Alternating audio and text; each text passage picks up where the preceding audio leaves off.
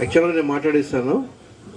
అయితే ఇప్పుడు తను ఇంత ఖర్చు పెట్టి ఇంత చేస్తూ ఉంది, స్టార్టింగ్లోనే ఇబ్బంది పడకుండా మరి మేము ఫ్యూచర్లో కూడా సహాయం చేయడానికి సిద్ధపడి ఉన్నాము.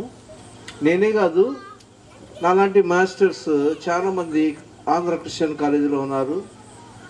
వాళ్ళందరూ కూడా ఖచ్చితంగా ఎంతో కొంత ఎవరికి దోచిన పరిధిలో వాళ్ళు సహాయం చేస్తారు. నేను శిరీష్కి ఈ కార్యక్రమానికి ఒక 10,000 ఇస్తానని నేను ప్రామిస్ చేశాను. అయ్యే కాదు, ఫ్యూచర్లో కూడా తనకి ఏదైనా అవసరం వచ్చినా కూడా ఖచ్చితంగా నేను సహాయపడుతూనే ఉంటాను.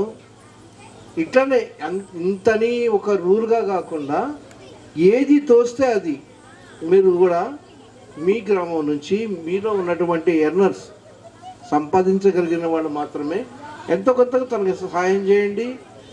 ఇబ్బంది పడకుండా, బ్రేక్ కాకుండా దీన్ని కాపాడుకోవాల్సిన బాధ్యత, కాపాడుకురావాల్సిన బాధ్యత మనందరి మీద ఉందని నేను నమ్ముతున్నాను. అంతేకాకుండా ఇక్కడ వేరే ప్రదేశంలో బాగా అతి పూర్ ఉన్నారని తెలియజేసింది, నాకు చెప్పింది.